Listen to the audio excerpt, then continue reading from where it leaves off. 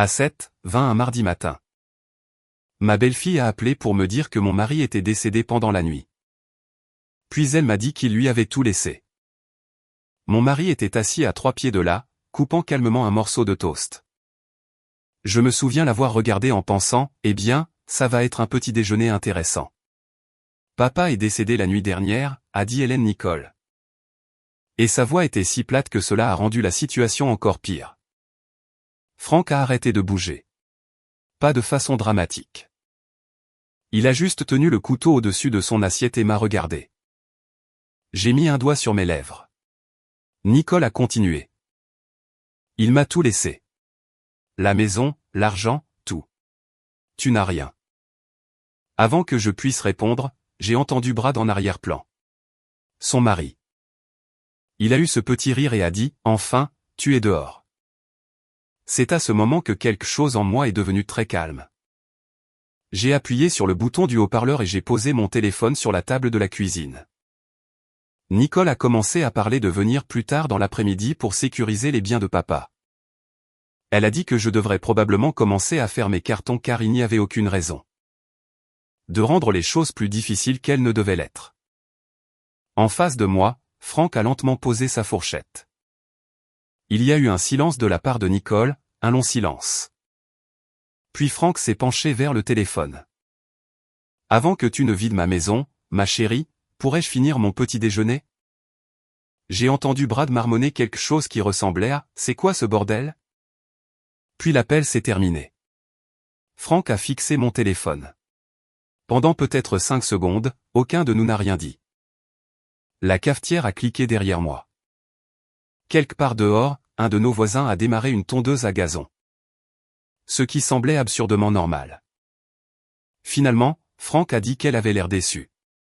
Cela le blessait plus que l'argent. Je pouvais le voir. Franck avait 66 ans à l'époque, et la retraite n'avait pas été particulièrement tendre avec lui. Il avait vendu son entreprise de plomberie commerciale 3 ans plus tôt. Après près de 4 décennies à monter sur des échelles. À ramper sous des éviers et à rentrer à la maison avec des bleus dont il ne se souvenait pas. Une fois qu'il a arrêté de travailler, le poids est arrivé rapidement, près de 30 livres. Son genou droit avait été remplacé et se plaignait encore chaque fois que le temps changeait.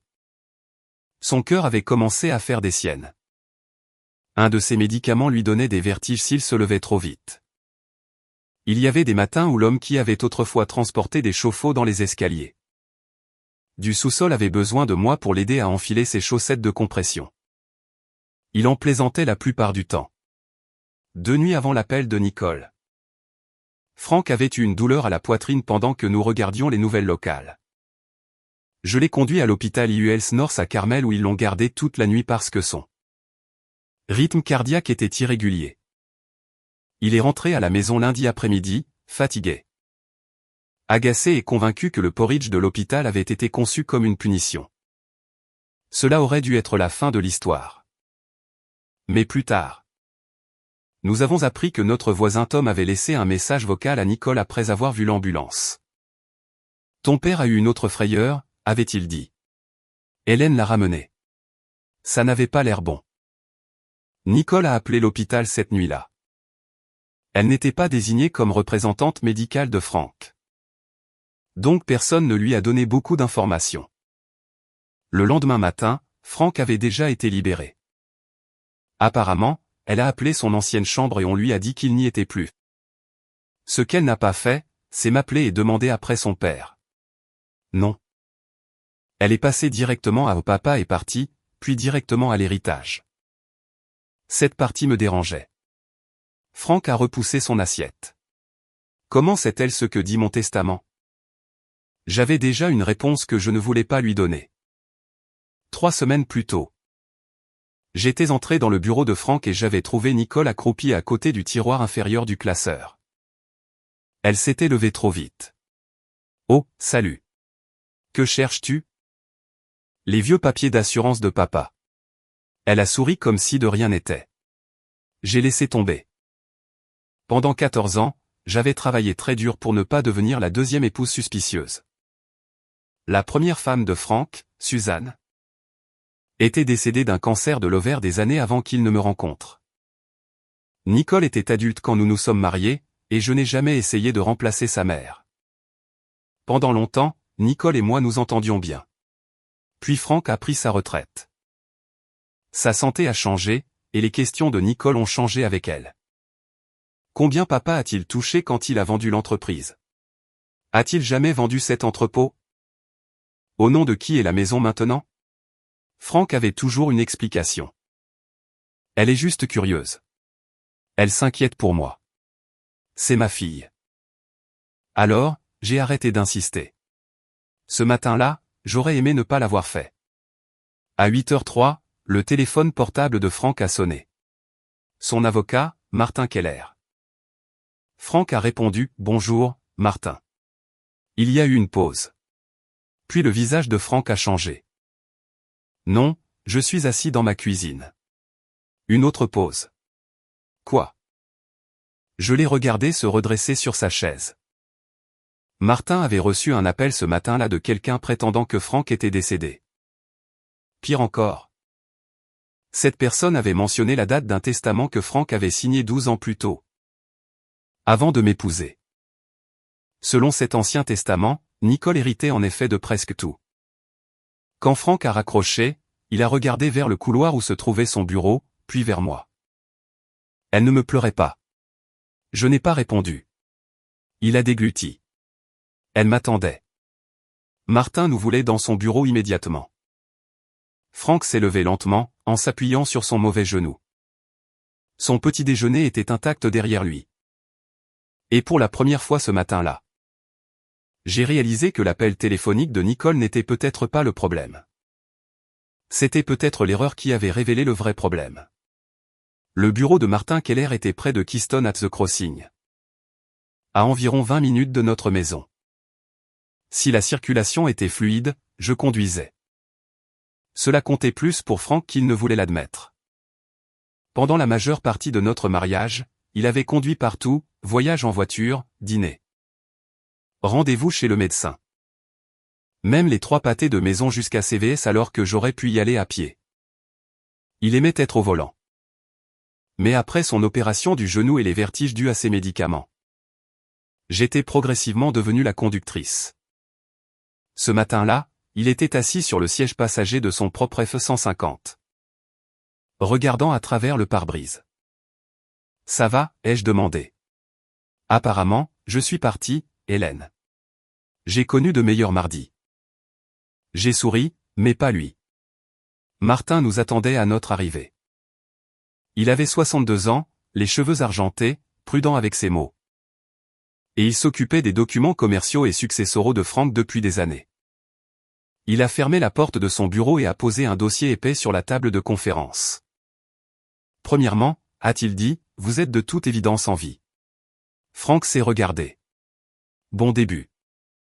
Martin a presque souri. Puis, il a ouvert le dossier. L'Ancien Testament était exactement là où il devait être. Franck l'avait signé 12 ans plus tôt, avant notre mariage. Nicole était la principale bénéficiaire. Il y avait un don caritatif à la Riley Children's Foundation. Mais la majeure partie de la succession lui serait allée directement. Franck a regardé les pages. Elle a vu ça. Je ne peux pas le prouver, a dit Martin, mais celui qui a appelé ce matin connaissait sa date. Ce que Nicole ne savait apparemment pas, c'est que le document avait été remplacé 5 ans plus tôt. Le plan successoral actuel de Franck n'avait rien à voir avec l'ancien. J'avais une protection s'il décédait en premier. Je pouvais rester dans notre maison. Mon argent de retraite restait le mien. Nicole héritait toujours d'un montant substantiel. Et Franck avait créé des fiducies d'éducation pour ses petits-enfants. Personne n'avait déshérité Nicole. Elle n'obtenait simplement pas tout. Franck s'est adossé. Elle pensait qu'Hélène perdrait la maison. Martin a croisé les mains. Si elle croyait que l'Ancien Testament était toujours en vigueur. Oui. Franck m'a regardé. Elle pensait que tu ferais tes cartons avant que ma nécrologie ne soit imprimée. Je ne pouvais pas dire grand-chose à cela. Puis Martin nous a donné la partie à laquelle nous ne nous attendions pas. Nicole et Brad avaient visité son bureau 6 mois plus tôt. Ensemble, ai-je demandé. Ensemble. Il n'avait pas posé de questions directes sur la succession de Frank. Martin n'en aurait de toute façon jamais discuté avec eux. Au lieu de cela, ils avaient demandé ce qui se passait lorsqu'un parent vieillissant devenait incapable de gérer son argent. Tutelle. Procuration. Qui pouvait prendre le contrôle des comptes?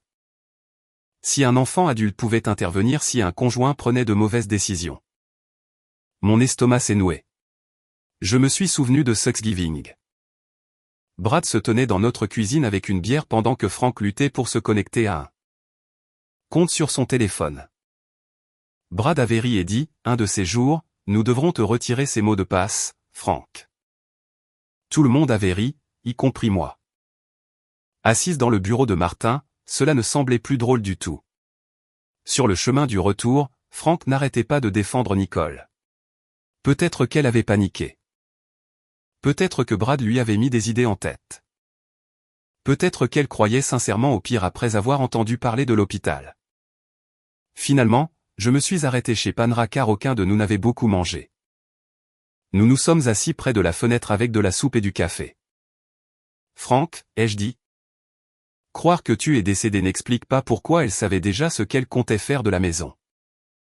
Il a remué sa soupe sans la manger. J'ai immédiatement regretté de l'avoir dit si sèchement. C'était sa fille. Je pouvais être furieuse contre elle et comprendre tout de même qu'il se souvenait d'une Nicole complètement différente. La petite fille derrière le vélo de laquelle il courait. L'adolescente dont il ne manquait jamais les matchs de softball. La jeune femme à côté de laquelle il s'était assis lorsque sa mère est décédée. Au bout d'un moment, il a dit, peut-être que je devrais l'appeler. Pourquoi faire? Lui dire que j'ai fait une guérison miraculeuse. J'ai ri avant de pouvoir m'en empêcher. Il a finalement souri. C'était tout Frank. Même un jour terrible, il pouvait généralement trouver un petit coin sec et amusant. Le sourire n'a pas duré longtemps. Nicole et Brad sont arrivés chez nous vers 16 heures.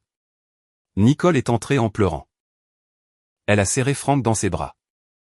Oh mon Dieu, papa. Je suis tellement désolé. L'hôpital ne voulait rien me dire. Je pensais que tu étais parti. Frank se tenait raide dans ses bras. Tu aurais pu appeler Hélène. Nicole a reculé. Je ne réfléchissais pas. Brad est intervenu. Nous avions peur. J'ai failli demander quelle partie l'avait effrayé au point de rire de me mettre à la porte. Mais j'ai gardé la bouche fermée. Puis la conversation a changé, lentement au début. Brad a mentionné la conduite de Frank. Nicole a évoqué la facture d'électricité en double que Frank avait payée plusieurs mois auparavant. Puis ses médicaments, puis la fois où il avait oublié un rendez-vous. Finalement, Nicole a dit, « Papa, nous nous inquiétons pour toi. » L'expression de Frank s'est durcie. « Pour moi ou pour mon argent? Ne fais pas ça. » Je pose la question. Nicole m'a regardé. C'est exactement ce que je veux dire. Depuis qu'Hélène gère tout. Je gère les choses parce que ton père a eu une opération du genou. Tu contrôles qui lui parle. J'ai carrément ri. Je suis juste là, Nicole. Lui aussi. Elle m'a ignoré. Nous avons parlé à un avocat. Frank est devenu silencieux. À propos de quoi? Nicole a pris une profonde inspiration. Tutelle. Le mot a changé l'ambiance de la pièce. Frank l'a dévisagé. Tu veux qu'un juge décide si je peux gérer ma propre vie? Ce n'est pas comme ça. Ça ressemble exactement à ça. Nicole a tendu la main vers lui. Papa. J'ai déjà perdu maman. Je ne vais pas rester les bras croisés pendant que quelqu'un d'autre contrôle tout ce que tu as construit. Voilà. 14 ans de ressentiment condensés en une seule phrase. Il ne s'agissait pas seulement d'argent. Une partie de Nicole me voyait encore comme la femme qui avait pris une place qui appartenait à sa mère. Peut-être que la peur de perdre Frank s'était transformée en peur de perdre ce qu'il possédait. Je ne pouvais plus le dire.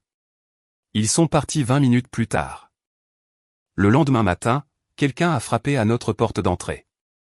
Un huissier se tenait sur le porche. Frank a lu la première page 2 fois avant de s'asseoir à la table de la cuisine. Nicole avait déposé une requête. Il s'est frotté le visage des deux mains. Elle veut vraiment qu'un tribunal dise que je ne peux pas prendre soin de moi. Je me suis assise à côté de lui. Hier, Nicole avait essayé d'hériter d'un homme qu'elle croyait décédé. Maintenant, elle essayait de prendre le contrôle d'un homme vivant. Et cette fois, elle avait des papiers. Rachel Donnelly n'a pas perdu de temps à essayer de nous rassurer. C'était l'une des raisons pour lesquelles je l'aimais bien. Elle était avocate spécialisée en droit des aînés à Indianapolis. Probablement au début de la cinquantaine. Avec des lunettes de lecture suspendues à une fine chaîne autour du cou et le genre de voix calme qui vous faisait écouter. Elle a lu la requête de Nicole pendant que Frank et moi étions assis en face d'elle. Puis elle a fermé le dossier. Ne rejetez pas cela parce que ça semble insultant, a-t-elle dit. Nous le prenons au sérieux. Nous y répondrons soigneusement et nous documenterons tout. Frank s'est agité sur sa chaise. Je ne suis pas incompétent. Je n'ai pas dit que vous l'étiez. Ma fille l'a dit. Rachel a hoché la tête. Et maintenant, nous allons montrer au tribunal pourquoi elle a tort. Le problème était que Nicole n'avait pas rempli sa requête de mensonges évidents. Cela aurait été plus facile. Elle a utilisé des faits. Frank avait récemment été hospitalisé pour un rythme cardiaque irrégulier. Il avait subi une opération du genou. Ses médicaments avaient changé plusieurs fois. Il avait oublié un rendez-vous en cardiologie l'hiver précédent. Il y avait aussi le petit accident chez CVS. Frank avait reculé avec sa camionnette dans un enclos à chariots. Personne n'avait été blessé. La camionnette avait une éraflure. À l'époque, nous en avions ri. Nicole l'a appelé une preuve de jugement déclinant. Puis il y avait la facture d'électricité en double. Frank l'avait payée en ligne, avait oublié, et l'avait payée à nouveau 2 jours plus tard. À 40 ans, cela aurait été qualifié d'erreur.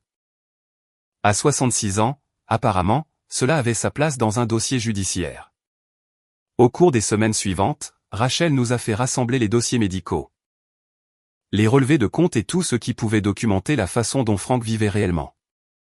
Le pire pour lui a été l'évaluation cognitive. Je me suis assise à proximité pendant qu'un clinicien lui posait des questions qui auraient semblé presque insultantes dans d'autres circonstances. Quel jour sommes-nous? Où sommes-nous? Souvenez-vous de ces mots. Faites cette soustraction. Expliquez comment vous payez vos factures ménagères. Frank a répondu avec soin. Il s'en est bien sorti. Quand nous sommes retournés au parking, je m'attendais à ce qu'il soit soulagé. Au lieu de cela, il s'est tenu à côté de la camionnette, la main sur la porte. Et a fixé le trottoir. Quoi, ai-je demandé. Il a secoué la tête. Quand j'avais 45 ans, oublier le nom de quelqu'un signifiait que j'étais fatigué. J'ai attendu. À 66 ans, quelqu'un le note sur un presse-papier. C'est à ce moment-là que j'ai compris ce que Nicole lui avait vraiment pris. Ce n'était pas de l'argent. Pas encore. Elle l'avait rendu conscient de son âge. Chaque parade, chaque mot de passe oublié. Chaque fois qu'il me demandait de conduire devenait quelque chose qu'il se demandait si les autres remarquaient. Et je n'ai pas été épargné non plus. La requête de Nicole suggérait que j'avais isolé Frank et l'avais influencé pour qu'il change son plan successoral. Un jeudi après-midi chez Kroger, j'ai vu la sœur de Suzanne près de la section des produits frais. Elle m'a repéré. Puis elle est soudainement devenue très intéressée par une autre allée. Quelques jours plus tard, une femme de l'église m'a demandé à voix basse. Comment va Frank mentalement? Je suis rentrée chez moi furieuse. Frank était assis dans son fauteuil inclinable en train de regarder une rediffusion des Colts d'Indianapolis. Je voulais lui dire ce qui s'était passé. Je ne l'ai pas fait. Il avait déjà assez de soucis. Puis Rachel a trouvé l'argent. Ironiquement, elle l'a trouvé parce que Nicole avait prétendu que les finances de Frank devenaient désorganisées. Rachel a examiné plusieurs années d'activité de compte. Les premiers transferts douteux ont commencé à l'époque de l'opération du genou de Frank. À ce moment-là, il pouvait à peine descendre les escaliers. Il prenait des analgésiques. allait en kinésithérapie et dépendait de tout le monde plus qu'il ne l'aimait. Il avait donné à Nicole un accès temporaire pour l'aider avec les factures. Je m'en souvenais. À l'époque, cela avait semblé tout à fait raisonnable. Rachel a étalé plusieurs pages sur son bureau. Il y a environ 187 000 $ ici qui me préoccupent. Frank a cligné des yeux. Quoi? Certains étaient des transferts directs, des paiements? De l'argent qui a finalement atterri sur des comptes liés à l'entreprise de construction de Brad. Environ 175 000 $ pouvaient être suivis avec une confiance raisonnable.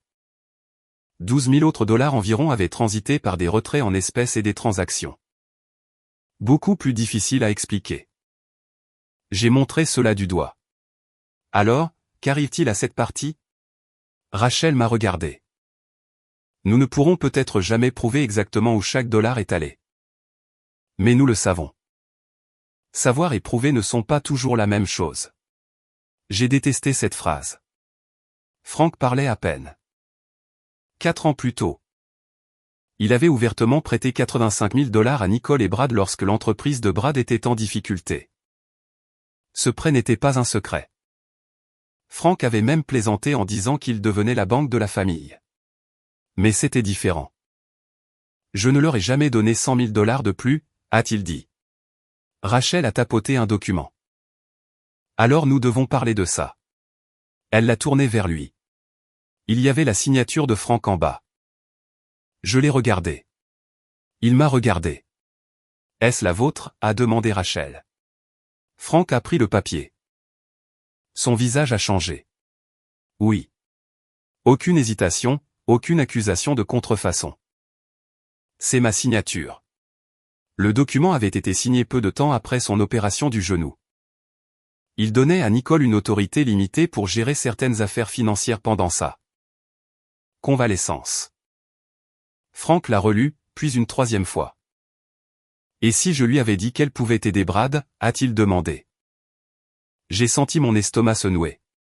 L'as-tu fait? Il m'a regardé. Je ne sais pas. Cette réponse l'a effrayé. Je l'ai vu immédiatement. Une signature contrefaite aurait été simple. Quelqu'un d'autre aurait été le méchant, et Frank aurait été la victime. Mais cette signature était réelle. Ce soir-là, il a à peine dîné. Vers 21 h, je l'ai trouvé assis sur le bord du lit de la chambre d'amis. Il tenait une vieille photo dans sa main. Nicole a peut-être 9 ans, une dent de devant en moins. Assise sur les épaules de Frank à la foire de l'État de l'Indiana. Elle pensait que je pouvais tout réparer, a-t-il dit. Je me suis assise à côté de lui. Au bout d'un moment, il a dit, peut-être qu'elle se souvient de quelque chose que j'ai oublié. Je voulais lui dire absolument pas. Je ne pouvais pas. Je n'étais pas là pour chaque conversation entre eux. Et pour la première fois depuis que tout cela avait commencé. Je me suis demandé si nous n'avions pas tort sur une partie de l'histoire. Le lendemain soir, Rachel a appelé. J'ai répondu dans la cuisine. Hélène. J'ai fini d'examiner cette autorisation. Ma main s'est crispée sur le téléphone. Nicole avait l'autorité. J'ai fermé les yeux. Puis Rachel a ajouté, mais pas pour ce qu'elle a fait. Rachel nous a demandé de venir le lendemain matin. Elle avait l'autorisation étalée sur sa table de conférence avec des onglets jaunes collés sur les bords. La signature est réelle, a-t-elle dit. Et Nicole avait la permission d'agir pour vous pendant votre convalescence. Frank a hoché la tête. Nous avons établi cela. Mais la permission a des limites. Rachel a glissé le document vers lui.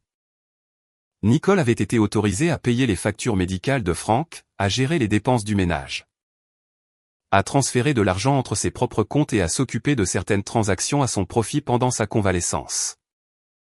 Rachel a tapoté un paragraphe. Ce que je ne vois pas, c'est la permission de financer l'entreprise de Brad. Frank s'est penché plus près. Ce n'est pas là. Non. Elle a sorti une autre feuille. Je ne vois pas non plus la permission de payer leur carte de crédit personnel. De contribuer à des améliorations sur leur maison. Ou de faire des retraits en espèces sans rapport avec vos dépenses. J'ai regardé Frank. Il n'avait pas l'air soulagé. Cela m'a surprise. Pendant des jours, il avait été terrifié d'avoir oublié d'avoir donné la permission à Nicole.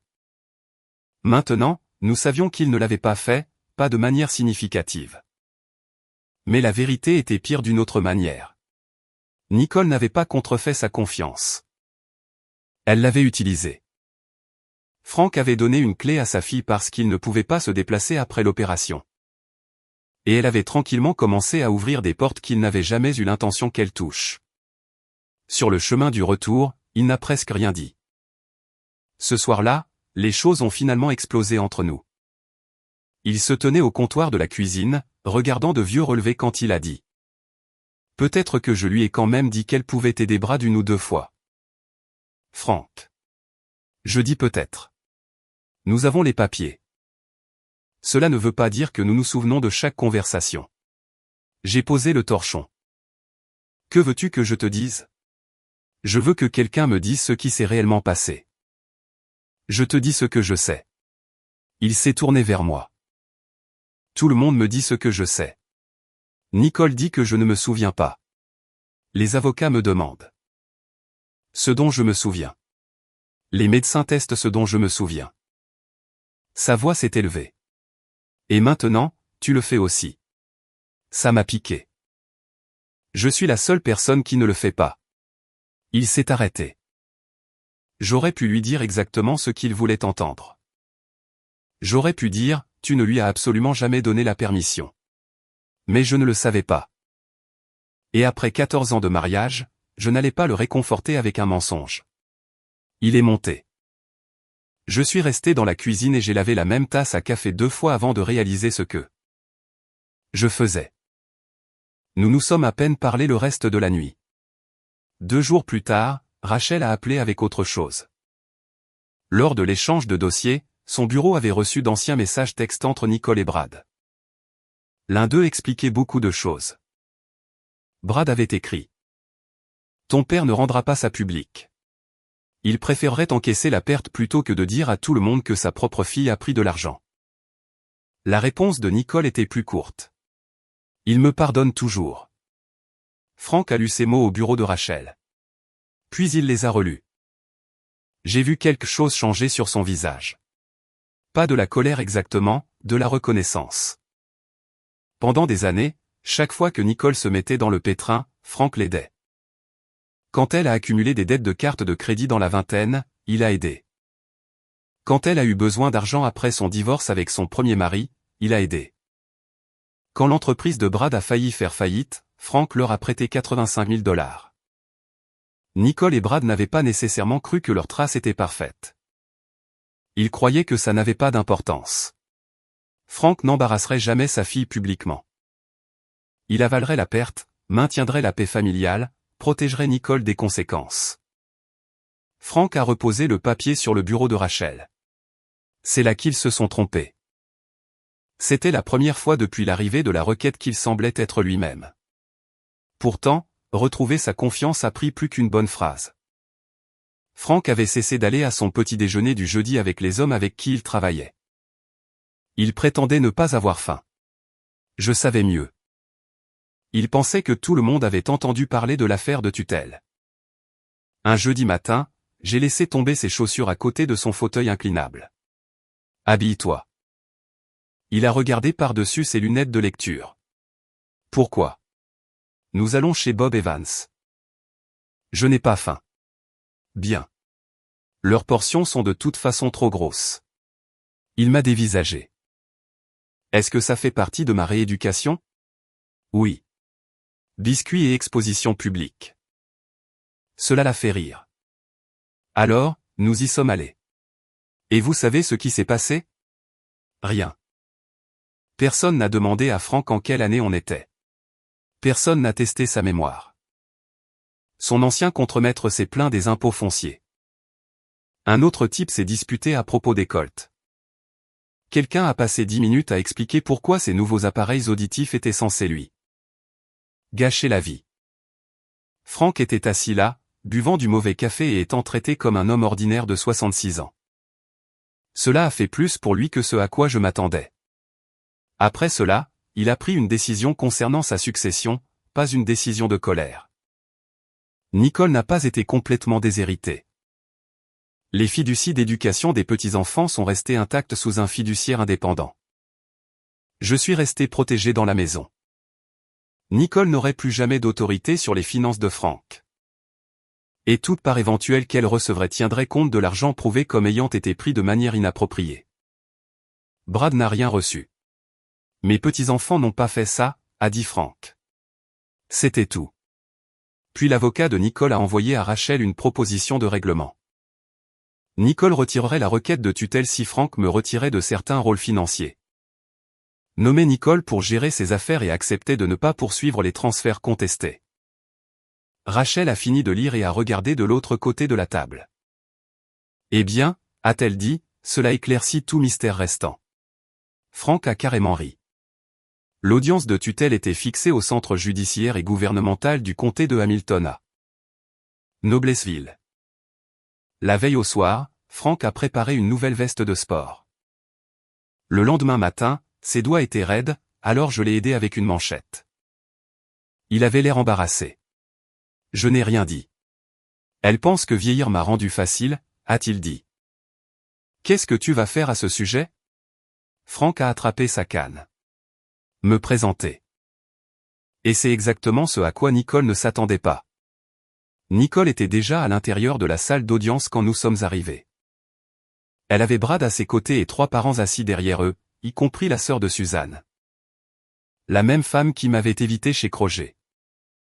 Je comprenais pourquoi ils étaient là. Nicole avait passé des semaines à raconter aux gens la même histoire, son père déclinait. Sa seconde femme le contrôlait, et elle essayait seulement de le protéger. Puis Frank est entré avec sa canne, n'ayant pas l'air d'avoir 20 ans de moins. Ne prétendant pas que son genou ne lui faisait pas mal, juste Frank. Nicole l'a regardé, puis a rapidement détourné le regard. L'avocat de Nicole a commencé par la santé de Frank. L'hospitalisation, la prothèse de genou, les médicaments, le rendez-vous manqué en cardiologie. Même l'enclos à chariot chez CVS a fait une autre apparition. Frank a répondu sans essayer de se faire paraître parfait. Oui, j'ai oublié le rendez-vous. Oui, Hélène conduit plus que moi. Oui. Parfois j'entre dans une pièce et j'oublie pourquoi j'y suis allé. L'avocat de Nicole a jeté un coup d'œil au juge. Frank a ajouté. Mes genoux sont mauvais. Mon oui n'est plus ce qu'elle était.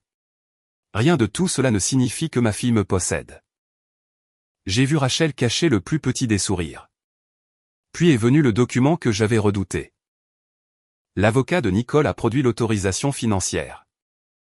Il a guidé Frank à travers celle-ci avec soin. C'est votre signature. Oui. Et vous avez volontairement donné à votre fille l'autorité de gérer les affaires financières. Certaines affaires financières. Mais vous lui faisiez confiance. Frank a regardé Nicole. Je lui faisais confiance. Pendant quelques minutes, j'ai senti l'affaire nous échapper. Le papier était réel. Frank l'avait signé. Personne ne pouvait changer cela. Puis Rachel s'est levée. Elle n'a pas contesté un seul mot. Oui, a-t-elle dit. Monsieur Mercé faisait confiance à sa fille. Elle a demandé à Nicole si l'autorisation lui permettait de payer les frais médicaux de Frank. Nicole a dit oui. Les factures du ménage. Oui. Transférer des fonds entre les comptes de Frank à son profit. Oui. Puis Rachel a changé de direction. Où est-il autorisé de transférer son argent dans l'entreprise de votre mari? Nicole a hésité. Cela me donnait une autorité financière. Ce n'était pas ma question. Silence. Rachel a posé des questions sur les paiements de la carte de crédit de Nicole et Brad. Puis sur l'argent lié aux améliorations de leur maison. Puis sur les retraits qui n'avaient rien à voir avec les soins médicaux de Frank ou les dépenses du ménage. L'avocat de Nicole s'est opposé à certaines parties, et le juge a gardé Rachel concentrée. Cela a en fait rendu l'ensemble plus sérieux. Pas de discours dramatique, juste des chiffres et des documents. Rachel n'a pas non plus prétendu que nous pouvions prouver chaque dollar. Environ 175 000 $ pouvaient être liés avec une confiance raisonnable à des transactions en dehors de l'objectif que Frank avait autorisé. 12 000 autres dollars environ avaient transité par des retraits en espèces et d'autres activités. Trop confuse pour être établie clairement. J'étais contente qu'elle admette que la vérité n'était pas parfaite. Elle n'avait pas besoin de l'être. Puis Frank a décrit l'appel téléphonique. Il a raconté au juge exactement ce qu'il avait entendu Nicole dire ce mardi matin. Mon père est décédé la nuit dernière. Il m'a tout laissé. Tu n'as rien. Nicole a secoué la tête. J'étais confuse. Je pensais qu'il était parti. Frank l'a regardé. Tu pensais que j'étais parti. Tu n'étais pas confuse sur ce que tu voulais après. Ce fut le premier moment où Nicole a commencé à perdre son sang-froid. Elle a insisté sur le fait que Brad avait géré de nombreuses transactions. Brad s'est tourné vers elle. Tu savais ce que nous faisions. Je savais ce que tu me disais. Tu disais que ton père ne remarquerait pas la moitié. Le visage de Nicole a changé. Brad, tais-toi. Personne n'a eu besoin d'expliquer ce qui venait de se passer. Même Brad semblait le réaliser, environ 2 secondes trop tard. Le juge a appelé à l'ordre. Après cela, l'ambiance dans la pièce était différente. Vers la fin, Frank a été autorisé à parler de ses souhaits et de sa relation avec Nicole. Il a posé ses 2 mains sur la poignée de sa canne. Tu pensais que j'étais faible parce que j'ai vieilli, a-t-il dit. Nicole s'est mise à pleurer. Frank n'a pas élevé la voix. Je sais que je suis plus lent. Hélène conduit quand je ne me sens pas stable. Elle m'aide avec des choses que je faisais moi-même. Parfois. J'oublie des noms. Parfois, mon genou me fait si mal que je ne veux pas quitter la maison. Il a fait une pause. Avoir besoin de l'aide de ma femme ne fait pas de moi la propriété de ma fille. Nicole a essuyé son visage. Frank a baissé les yeux un instant avant de continuer. L'argent a fait mal. Ces papiers du tribunal ont fait mal. Mais ce n'était pas le pire. Il l'a regardé droit dans les yeux. Le pire? C'était d'entendre à quel point tu avais l'air heureuse quand tu pensais que j'étais parti. Personne n'a bougé. J'avais été en colère contre Nicole pendant des semaines. À ce moment-là, je ne l'étais plus. J'étais juste terriblement triste pour Frank. La requête de tutelle a échoué. Il n'y a pas eu d'arrestation de style cinématographique après. Personne n'a mis les menottes à Brad à l'extérieur de la salle d'audience. Rachel a expliqué que l'argent contesté était une affaire distincte. L'affaire de tutelle est terminée, nous a-t-elle dit. L'argent, non. C'était suffisant. À l'extérieur du palais de justice, Nicole m'a rattrapé. Frank et Rachel étaient plusieurs pas devant. Tu l'as retourné contre moi, a dit Nicole. Je l'ai regardé. Il y avait 100 choses cruelles que j'aurais pu dire. Je n'en avais besoin d'aucune. Nicole? Ton père était assis à côté de moi quand tu as célébré son décès. Je n'ai pas eu à le retourner contre qui que ce soit. Elle a ouvert la bouche, puis l'a refermée. Frank est sorti par les portes derrière nous. S'appuyant un peu plus lourdement sur sa canne que ce matin-là. Je suis allé vers lui. Ça va? Il a expiré, fatigué. Puis il a jeté un coup d'œil au palais de justice. Pour un homme décédé, je pense que je m'en suis plutôt bien sorti. J'ai ri. Lui aussi. Et après des semaines de médecins, d'avocats, d'accusations et de gens décidant de ce que Frank pouvait ou ne pouvait pas faire. Nous avons marché jusqu'à notre camionnette, exactement à son rythme. Personne ne l'a pressé. Gagner au tribunal n'a pas réparé notre famille. Je pense que cela a surpris Frank. Pendant des mois, Nicole lui a à peine parlé. Pas d'appel le dimanche, pas de photos aléatoires des petits-enfants. À Thanksgiving, elle a envoyé un texto de 2 lignes au lieu de venir. Frank a fait comme si ça ne le dérangeait pas. Je savais mieux. Une nuit, je l'ai trouvé assis à la table de la cuisine après minuit. Tournant son téléphone dans ses mains. Peut-être que j'aurais dû laisser tomber l'argent, a-t-il dit. Et la tutelle? Il n'a pas répondu. Ce n'était pas une question d'argent. Franck. Je sais. Tu peux pardonner à quelqu'un sans lui redonner les clés. Il a hoché la tête, mais lentement. C'était la partie difficile. Personne ne vous parle des limites. Parfois, faire la bonne chose n'est pas agréable. Parfois, ça fait juste mal différemment. Le litige financier a mis des mois à se régler. Nous n'avons jamais récupéré chaque dollar. Le bureau de Rachel a pu documenter environ 175 000 $ à ses biens pour les poursuivre. Mais certains retraits en espèces sont restés trop flous. Finalement, Nicole a accepté de rembourser une partie substantielle au fil du temps plutôt que de continuer à se battre. Franck a accepté. L'entreprise de construction de Brad n'a pas survécu l'année suivante. Non pas parce que Franck l'a détruite. Cette distinction était importante pour moi. Franck a simplement cessé de les secourir. Brad a finalement pris un emploi salarié de gestion de construction. Nicole est retournée travailler à plein temps. Ils ont vendu leur maison surdimensionnée et ont déménagé dans un endroit plus petit. Pendant des années, chaque fois que Nicole tombait, Franck avait discrètement mis un coussin sous elle. Cette fois, il a pris du recul. La gravité a fait le reste. Il n'a jamais puni les petits-enfants. Leurs fiducies d'éducation sont restées exactement là où elles étaient. Sauf que Franck a nommé un fiduciaire indépendant pour les gérer. Mes petits-enfants n'ont pas fait ça, m'a-t-il rappelé. Quelques mois plus tard, sa petite-fille aînée lui a envoyé une carte d'anniversaire. Rien de cher, juste une carte avec une écriture tordue à l'intérieur. Joyeux anniversaire, papy. Je t'aime. Franck l'a lu au comptoir de la cuisine. Puis il l'a mise sur le réfrigérateur avec un aimant de notre ancien voyage à Gatlinburg. Il n'a jamais mentionné le règlement ce jour-là. La carte comptait plus. La vie est redevenue ordinaire, ce qui était exactement ce dont nous avions besoin.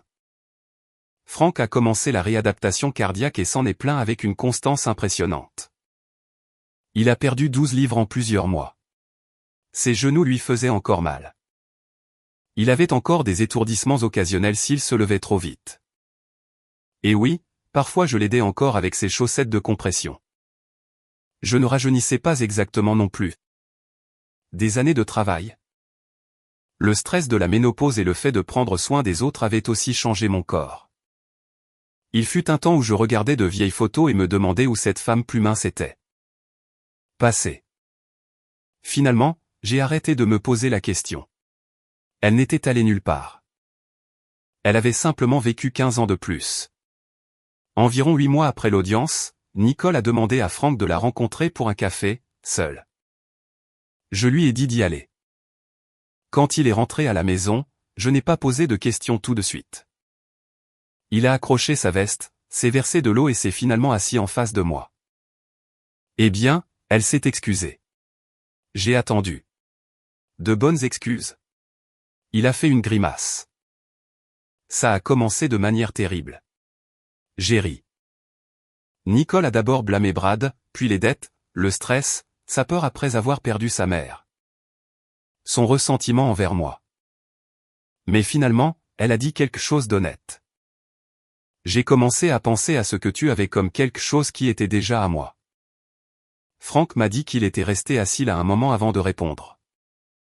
Puis il a dit, tu as commencé à hériter de moi avant que je ne sois parti. C'est la phrase que Nicole a finalement semblé comprendre. Franck ne lui a pas redonné accès à ses comptes. Elle n'est pas devenue sa mandataire. Il n'y a pas eu d'embrassade dramatique ni de promesse que tout serait comme avant. Ce ne pouvait pas l'être. Mais ils ont recommencé à se parler, prudemment. Parfois, le pardon est une porte que l'on ouvre de 6 pouces au lieu de l'ouvrir en grand. C'était suffisant. Un samedi matin, des mois plus tard, Franck et moi étions assis à la même table de cuisine où tout ce gâchis avait commencé. Son pilulier était à côté du porte-serviette. Je buvais du café. Franck beurrait du pain grillé. Puis mon téléphone a sonné. Nous l'avons tous les deux regardé. Franck a pointé son couteau à beurre vers moi. Tu réponds. Pourquoi? La dernière fois que nous avons reçu un appel avant le petit déjeuner. J'ai découvert que j'étais parti. J'ai souri. Techniquement, j'ai aussi répondu à cet appel. Il y a réfléchi, puis a hoché la tête. Tu vois, la mémoire est encore bonne. J'ai ri si fort que j'ai failli renverser mon café. Et étrangement, ce matin ordinaire ressemblait plus à une victoire que le palais de justice ne l'avait jamais fait. Nous étions plus âgés, plus lents, un peu plus lourds, un peu plus prudents en descendant les escaliers. Mais nous étions toujours là, prenant toujours nos propres décisions. Toujours assis à notre propre table. Le vieillissement peut vous ralentir. Il peut changer votre corps et ébranler votre confiance. Mais il ne donne à personne, pas même à la famille, le droit de vous prendre votre dignité avec. Si vous avez déjà eu à fixer une limite avec quelqu'un que vous aimiez encore, alors vous savez probablement pourquoi c'était plus difficile que ça en avait l'air. Parfois, se protéger et aimer quelqu'un doivent exister en même temps. Merci d'avoir écouté. Cette histoire est entièrement fictive et destinée uniquement à des fins de divertissement et d'éducation.